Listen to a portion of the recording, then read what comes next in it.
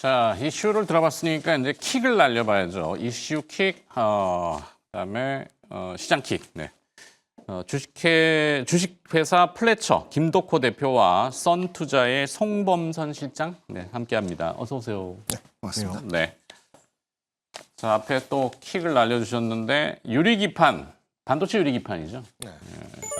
실체가 어떻게 되는지 물론 이제 뭐 원판을 가져와서 가공해서 베이스 기판이라고 하는 것을 SKC가 실물을 공개한 것 같고 최태원 회장 앞서 얘기했지만 지금 막 팔고 왔다. CES에서 뭘 팔았는지는 좀 애매한데 유리기판을 확실히 팔았는지에 대해서는 뭐 그렇다고 이제 시장 추정을 하죠. 자, 요 SKC 급등 배경하고 유리기판, 반도체 유리기판 한번 풀어볼까요? 뭐 아마 이제 CES 2025에서 가장 키워드가 또 많이 됐고 또 증시에 영향을 많이 준 테마라고 한다면은 뭐 유리기판보다는 아무래도 이제 양자 컴퓨터 관련이지 않을까 싶어요. 근데 이 양자 컴퓨터가 왜 계속 이슈가 되느냐? 우리가 이제 일반적으로 실리콘 칩, 그러니까 이제 반도체를 계속 이제 활용을 하면서 이제 계속 이제 전자 이동을 하다 보니까 이게 이제 규모가 이제 계속 작아지고 있잖아요. 그러니까 외형적인 물리적인 규모가 계속 작아지다 보니까 어떤 전자의 이동이 계속 이제 문제가 생기기 시작하고 그래서 우리가 일반적으로 이진법을 사용하던 이제 0과 1로서의 그 전자적 간섭이 이제 너무 심해졌다. 그래서 어느 하나 무조건 있다 없다로 얘기하기가 모호해진 상태까지 계속 이제 커지다 보니까 이거를 이제 어떻게 안정화를 시킬 것이냐라는 문제가 커지면서 그러면 지금 현재 우리가 하드웨어적인 부분으로, 그러니까 이제 양자 영역으로 넘어가기 전에서 우리가 당장 이 간섭을 최소화할 수 있고 열에 대한 어떤 전도율을 좀 낮출 수 있는 제품을 고민을 하다 보니까 유리기판이 이제 강해졌다라고 보시면 될 것 같은데 일단 SKC 같은 경우에는 지금 굉장히 좀 재밌는 게 지금 양자 컴퓨터 관련 테마들은 좀 많이 폭풍을 맞았어요. 그래서 굉장히 많이 지금 후퇴를 하고 있는데 아이러니하게도 이 유리기판 섹터 같은 경우에는 지금 어느 정도 주가가 지금 버팀목에 있다라는 것은 뭐냐면은 이제 시장이 이제 기대감에 대해서 컸던 것보다도 양자 컴퓨터가 당장 상용화되기까지는 뭐 아직 10년, 20년이라는 물리적 기간이 너무 꽤 오래 남았는데 너무 선반영됐다라는 입장이 강했다는 거죠.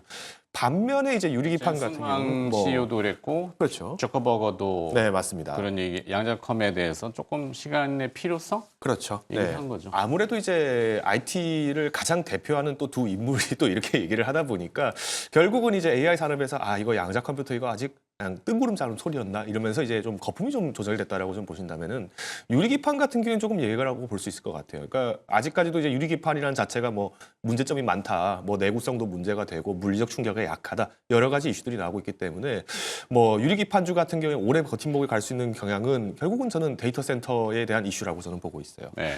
이번에 이제 젠슨왕 CEO도 마찬가지로 휴머노이드 로봇에 대해서 챗GPT를 탑재하는 이 서비스에 대해서 굉장히 앞으로 미래가 밝다라고 얘기를 했는데 물론 작년에도 젠슨왕 CEO는 우리 로봇 산업에 투자하고 있습니다라고 얘기를 하지만 실제로 로봇 하드웨어를 만드는 기업은 아니었죠. 결국은 이 로봇을 중개해 줄 수 있는 데이터 센터라든가 이제 이 관련돼 있는 인프라 쪽에서 우리는 입지를 확장하겠다는 얘기였고 결국 이제 휴머노이드 로봇이 독단적으로 판단할 수 있는 칩이 개발된다는 거는 뭐 현재 상황에서는 유리기판보다는 조금 더 내구성이 강한 소재가 개발됐을 때 가능성이 더 커지지 않겠나라는 입장입니다. 그러다 보니 당장 우리가 사용할 수 있는 처소로서는 일단 안정적으로 확보돼 있는 분야가 있다라는 게 이 유리기판의 하방을 좀 만들어주지 않았나. 그래서 SKC가 오늘도 뭐 4% 정도 이렇게 상승을 했다라고는 하지만 사실 일주일 내의 기간을 변동을 보시면은 그렇게 큰 변화는 없었기 때문에 조금 안정적으로 좀 입지를 다져가고 있다라는 모습을 확인할 수 있을 것 같습니다. 네.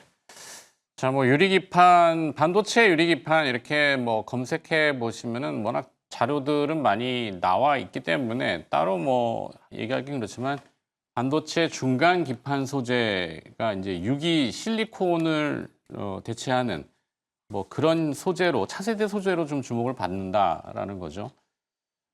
중간 뭐 인터포저라고 이제 전문 용어를 쓰긴 합니다만 갑자기 유리기판이 부각되는 건 아무래도 그 AI 칩셋 때문에 더 그런 것 같은데 송 실장님께서는 어떻게 유리기판에 대해서?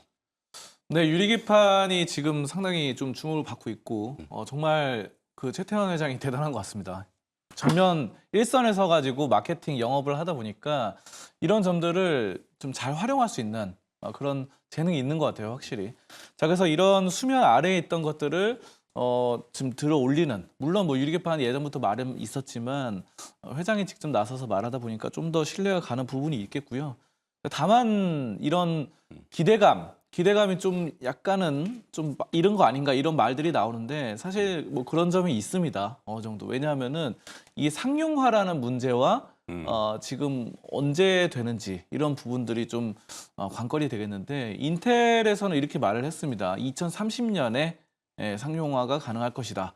라고 말을 했어요. 그래서 네. 물론 양자 컴퓨터는 뭐 20년 걸린다 그러면은 2024년 2045년 뭐 이렇게 되지만 그거보다 훨씬 빠른 2030년 불과 뭐 5년 뒤입니다. 근데 5년도 사실 그 사이에서 엄청나게 많은 변동이 있을 거란 말이죠. 네. 자, 그리고 사실 지금은 SKC가 지금 업계의 뭐 1위 이렇게 달리고 있고 피롭틱스도 잘하고 있고 한데 이런 것들이 5년이라는 긴 시간 동안 순위가 1위, 2위, 3위가 뒤바뀔 가능성도 있습니다. 예전에 뭐 인터넷, 컴퓨터 같은 경우도 마찬가지였고 그밖에 뭐 첨단 산업들은 다 그랬죠. 자, 그래서 우리가 이제 이런 점들 공정 설계 도구가 아직은 걸음마 단계다라는 말들이 좀 나오고 있기 때문에 아직은 좀 경계할 필요는 있다는 부분이 좀 말씀을 드리고요. 네. 중요한 건 이제 HBM 같은 경우는 D램 메모리를 미세한 구멍을 내 가지고 하는 공정이 있습니다. 그런 것처럼 유리기판에도 그걸 도입할 수 있지 않겠나 하는데 TSV는 이제 스루 실리콘 비아홀 원문은 제가 그렇게 기억하고 있고 TGV는 마찬가지로 이제 스루 뚫는 거죠. 네. 글래스 유리를 뚫고 그렇죠. 뭐 비아홀이라는 거는 아주 뭐 거의 눈으로 확인이 안 되죠 당연히. 네. 예, 그런 미세한 구멍을 그 구멍을 뚫는 기술이 지금으로서 가능하느냐. 근데 유리가 워낙에 유리기판이다 보니까 네. 내구성이 약하죠. 그래서 네. 구멍을 뚫으면은 깨지기 쉽다라는 측면 때문에 아직은 좀 힘들지 않겠나라는 말들이 나오고 있고 열팽장 개수인가요? 뭐 열을 가하면 유리는 이제 팽창하는데 CT인가? 그게 굉장히 어려운 난이도인가 봐요. 네, 그렇죠. 그래가지고 이런 기술들을 SK하이닉스가 근데 HBM에서 선두권으로 올라서면서 해냈듯이 네. 이번에 SKC의 이런 자회사인 앱솔릭스가 이 TGV를 구멍 뚫는 이런 것들을 좀 잘 낸다고 한다면 업계의 선두로 아까 인텔은 2030년을 했지만 네. 인텔의 주장이죠. 그래서 인텔은 최근에 좀 약간 몰락의 길을 걷고 있잖아요. 그래서 최근에 뭐 CPU 같은 경우도 원래 인텔 뭐 i7, i9 뭐 이런 것들이 굉장히 잘하고 있는데 최근에는 여러 가지 밀리고 있는 AMD에 밀리고 있는 이런 사건들이 나타나고 있어요. 네. CPU도. 그래서 야 CPU의 최강자가 아니다. 그리고 파운드리 쪽에서도 손을 떼는 모습 이런 거기 때문에 이제 유리기판에서 SKC의 앱솔릭스가 2026년, 2027년에는 좀 가능하지 않겠나 TGV로 좀 이런 말들도 나오고 있어서 약간 SKC에 좀 더 기대를 좀 하고 있다 이렇게 좀 말씀드리겠습니다. 근데 기대감이 조금 앞서가는 건 사실이에요. 주식시장이야 뭐 항상 기대감으로 또 비근한 이해로 초전도체는 지금 어디 떠 있을까 궁금하긴 한데 실체는 아직도 확인이 안 됐고 시장은 거기에 막 광분을 했었던 기억이 나는데 물론 반도체 유리기판이 그렇다는 수준은 아니지만 상용화는 상당히 좀 시간은 분명히 필요하고 이번에 최태원 회장이 판매를 했다고 하는 건 제가 알기로는 테스트 버전인 것 같고 사실 중국 업체들이 조금 더 앞서 있다는 설도 있어요. 이번 CES에서 보니까 유리기판이라는 거를 왜 이제 아까 이제 TGV라고 하는 드릴링 뚫는 거죠. 레이저로 뚫어야 되는데 이게 유리라는 게 위아래의 팽창 계수가 다르면 깨져버린단 말이죠. 아까 깨진다는 게 있잖아요. 네. 그래서 난해하다. 근데 시장은 뭔가에 지금 또 흥분한 것 같은데 뭐에 지금 흥분을 했을까요? 그러니까 사실은 이제 말씀드렸던 것처럼 우리가 이제 일반적으로 유리기판이 강세가 갈 수 있는 원인은 지금 실리콘 칩에 대해서 대체를 했을 때에 대한 어떤 발열 그리고 이제 전력 효율들까지 고려를 해본다면은 이제 기존에 있던 데이터 센터도 교체주의가 커질 것이다라는 기대감 때문인 거죠. 그러니까 지금 아직까지 유리기판이 계속 기대감이 클 수밖에 없는 이유가 우리 이제 전력 설비라면 예를 한번 들어보겠습니다. 지금 뭐 전력 설비주들 같은 경우에 이슈가 되는 것이 뭐 미국과 유럽에서는 지금 노후 설비가 지금 수명이 뭐 25년 넘은 설비들이 지금 워낙 많다 보니까 이제 교체주의가 가까워졌다. 그러니 뭐 초대형 변압기라든가 아니면 우리가 전력들 고압 케이블 같은 경우에는 기대감이 커진다면서 사실 많은 분들이 이미 전선주를 가지고 계세요. 근데 여기서 이제 두 가지 의미가 있죠. 노후화됐기 때문에 전력을 교체한다라는 것은 지금 그대로 쓰고 있는 전력량이 변화가 없다라는 전제에서 가정이겠죠. 그런데 유리기판이 계속 이제 거래가 되는 것은 우리가 기존에 사용하던 트래픽 양을 넘어서서 이제는 AI가 지금 생성 AI로 가게 되면서 전력 소비라든가 이런 것들이 더 활성화되기 시작했다는 겁니다. 네. 그러면 데이터 센터가 늘어난다는 걸 봤을 때 이거는 물리적으로 지금 당장에도 이만큼 데이터 센터를 감당하는 데 있어서 하드웨어적인 부분, 즉 우리가 이 발열도 잡아야 되고 어떤 구성도 갖춰야 되고 어떤 토지 면적도 생각을 해야 되고 이렇게 하다 보니까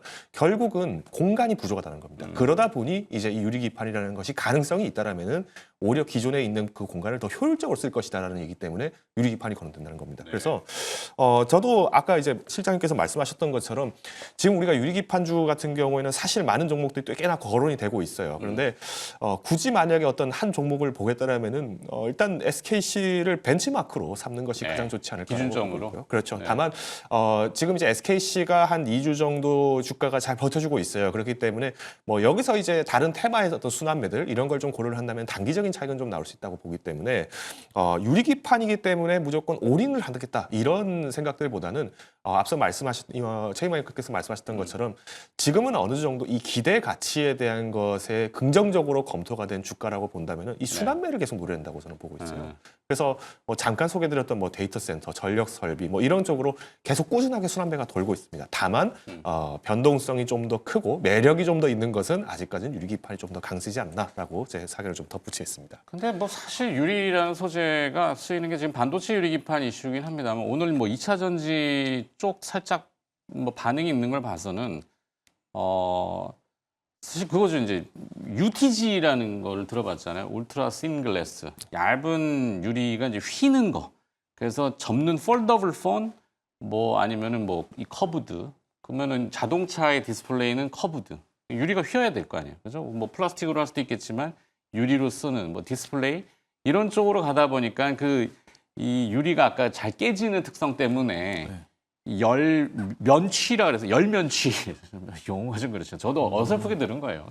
이 유리표 이 끝에 면을 면으로 이렇게 열을 가해갖고 쫙 다듬는 거죠.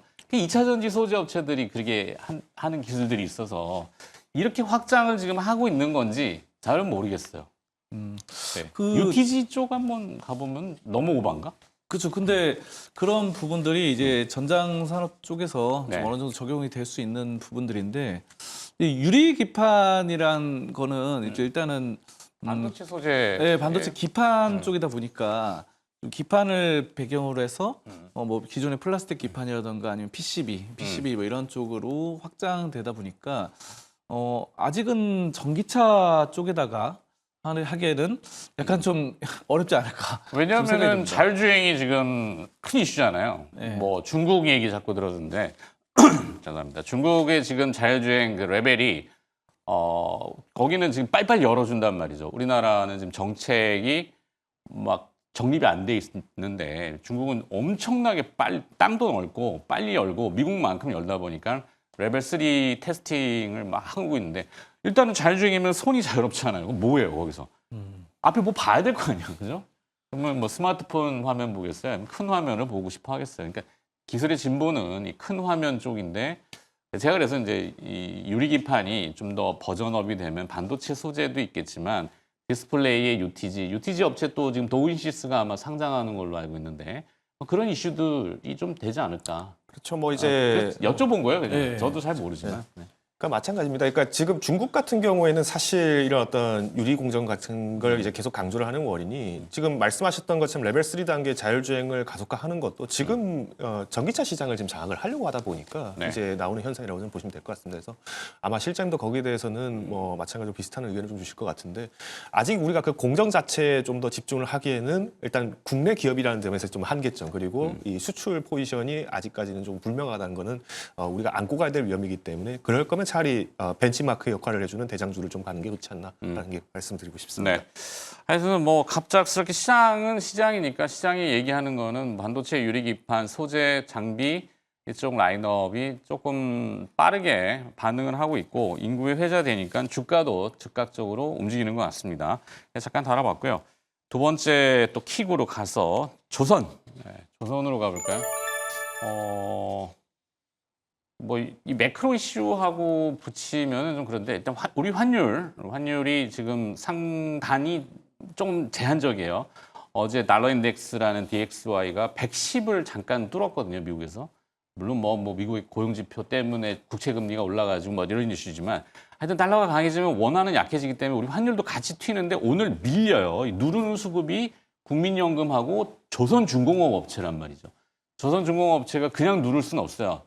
달러가 들어오니까 이거를 선물환으로 매도를 하는데 결국 달러가 들어온다는 얘기는 수주를 받는다는 얘기잖아요. 그렇죠. 네. 조선업이 그냥 막연하게 뭐 트럼프 대통령이 우리나라한테 뭐 우방국이니까 우리 친해 그래서 한국에다가 조선 MRO 보수하는 거 이런 걸 더 아낄 거야 아니면 제조까지는 지금 애매하긴 한데 뭐 이러니까 이것도 기대감으로 조선업의 주가 굉장히 강하죠 지금. 그렇죠. 뭐 오늘 같은 경우에는 뭐 하나오션도 뭐 하나오션. 굉장히 뭐 장중에 굉장히 뭐 7%, 8% 이렇게 올라갔다 좀 조정은 됐지만은 그래도 지금 일주일 새 계속 뭐 조정 없이 올라가고 있어요. 아마 네. 지난주에도 저희가 뭐 아마 조선주를 다루면서 조정 시 좀 매수를 하자 했는데 이게 조정 없이 가버리니까 그때 살 걸 이러신 분들 굉장히 좀 많으실 것 같은데 네. 저도 공감을 합니다. 그만큼 이제 조선주들 같은 경우에는 지금 이제 미국이 중국을 견제하는 데 있어서 그리고 이제 가장 큰 제조업종이죠. 그러니까 제조업종 중에서 시장이 큰 시장이 이제 뭐 자동차 그리고 이제 대표적으로 조선업계가 있는데 조선업계에 대한 불만은 뭐 작년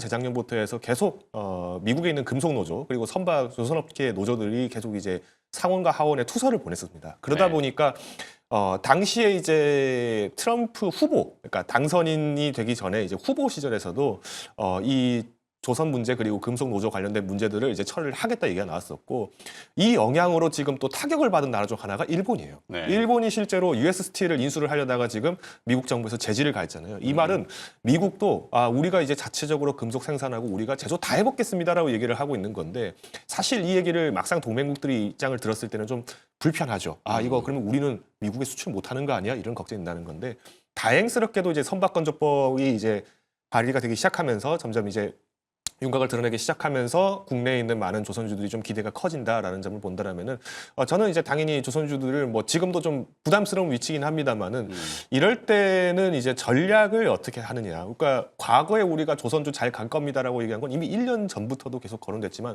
사실 그때 올라가면 좀 팔고 올라가면 팔고 이런 전략들을 많이 취했을 것 같아요.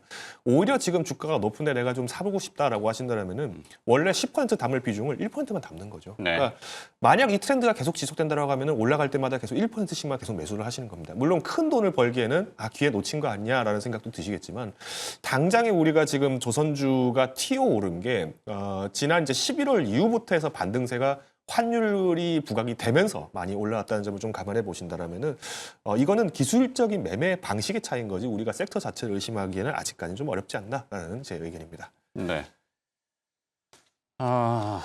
조선업도 세분화 시켜보면은 또 그 분야별로 다 있겠죠. 근데 요즘은 조선업도 첨단화 되기 때문에 뭐 AI가 거기 당연히 붙을 거라고 미래에는 뭐 자율주행이라고 해요. 뭐라 그러죠? 해상 주행도 네, 해상 주행이죠. 주행이죠. 네. 하여튼 뭐 그런 쪽 그리고 또 뭐 이제 이 환경 이슈까지 매번 다뤘지만 그러면 이 서플라이 체인이라고 하는 공급망 그래서 뭐 엔진도 있을 거고 또 여러 가지 조금 가능성이 뛰어나는 분야. 그러니까 지금 확실한 대안이잖아요. 사실 수주가 늘고 뭔가 좀 실적이 있고 다른 데 가기에는 불안하고 막 이러다 보니까 그나마 눈에 보이는 쪽으로 몰리다 보니 시세도 나고 그래서 김덕호 대표가 얘기한 바 일단 보초병은 보내놔야 된다. 그렇죠. 일단 뭐 누군가는 지키고 있어야 되지 않을까. 그렇죠. 네, 그 지키는 그런 뭐 이런 의미를 주셨는데. 네. 저는 뭐 이런 조선업이 확실히 우리나라가 좀 확고한 위치는 있는 것 같아요. 근데 네. 이제 다만 최근에 제가 통계를 봤는데 중국에 비해서 수주량이라던가 이런 것들이 좀 떨어진다라는 통계가 있더라고요. 근데 다만 이런 거 있는 것 같아요. 중국이 현재 전 세계 글로벌 조선 업계로 보면은 수주량은 1위긴 한데 이런 소식도 나왔습니다. 미국이 최근에 중국을 견제하고 있잖아요. 그래서 중국이 일감 몰아주기를 한다. 결국 중국에서 수주량이 많이 나오는 거는 자국 내에서 쓰이는 그런 것들이 많다라고 하면서 계속해서 견제를 하고 있습니다. 그러니까 자국 내에서 쓰이는 걸 제외한다고 한다면은 우리나라가 그만큼 굉장히 입지가 있다. 뭐 하나오션이라던가 한화엔진 뭐 등등이 계속해서 군함이라던가 MRO 사업을 수주를 하고 있고 또 중요한 거는 중국은 항상 그런 것 같아요. 지금 최근에 전기차 시장도 보면은 뭐 테슬라보다 전 세계 글로벌 시장 점유율 1위가 중국이 비아디더라고요. 네. 놀랍게도. 근데 이제 비아디의 대부분의 매출이 중국 내에서 이루어지는 거라고 합니다. 자, 그리고 굉장히 저렴하게 싸게 팔다 보니까 그런 건데, 그래서 테슬라도 좀 저렴한 모델 Q 같은 것들을 올해 내놓죠. 자, 이런 것처럼 조선도 마찬가지인 것 같아요. 자국을 제외한다고 한다면은 그만큼 우리나라가 입지가 있는 상황이고, 그만큼 우리나라가 좀 잘할 수 있다라는 측면인데, 저는 다만 이제 지금 너무 많이 올라가지고, 네. 뭐 지난주까지만 해도 그래도 뭐 이 전고점과 비슷한 전고점과 비슷한 그 정도 라인이었는데, 지금은 이제 전고점을 뚫고 뭐 20% 30% 이상 올라 있는 뭐 하나오션이라던가 하나 엔진 등등이 있어서 밸류에이션 상으로는 약간 부담은 있다라는 측면이 있어서 들어갈 수는 있되, 정말 소액으로 하다가 좀 크게 좀 눌림이 생기고 눌림목 조정을 받았을 때 점점 비중을 실어가는 이런 전략이 좀 유효하지 않을까, 저는 이렇게 보고 있습니다. 네. 자, 그러면 정리해야 되는데 이렇게 다뤄본 그 이슈킥에서 시장 킥, 난 요거 딱 요거다라는 기업 선정이 좀 필요할 것 같긴 한데, 압축이라고 해야 될까요? 뭐 일단 지난주에 제가 하나오션을 좀 많이 소개를 드렸던 것이 이제 우리가 탱커선 뭐 이런 이슈들도 굉장히 많겠지만은 지금 미국이 군함 정비와 그리고 이제 관리, 즉 우리가 MRO 사업에 대해서도 계속 거론이 계속되고 있고, 네. 이번 이제 수주에서도 미국 내 착공에 대해서 이제 긍정적으로 하나그룹들이 계속 이슈를 좀 받고 있습니다. 저는 여전히 하나오션을 조금 더 주목을 할 필요가 있다라고 보고 있습니다. 특히나 이제 앞서서 이제 실장님께서 말씀하셨던 것처럼 대다수 선박은 내수 중점에서의 수익이 굉장히 많이 나는 반면에 수출을 많이 하는 국가는 뭐 한국이 대표적입니다. 그 중에서도 군용 선박을 이번에 이제 수출을 본격적으로 가속화한다라는 것은 아무래도 이제 현대중공업도 기존의 어떤 KDX 사업을 비롯한 한국형 구축함 사업에 대해서 기대가 있지만, 저는 오히려 미국 시장에 조금 더 발을 빨리 뻗은 격인 하나그룹을 좀 더 주목하는 게 어떻겠냐라고 말씀을 드리겠습니다. 네. 성범선 실장은 킥.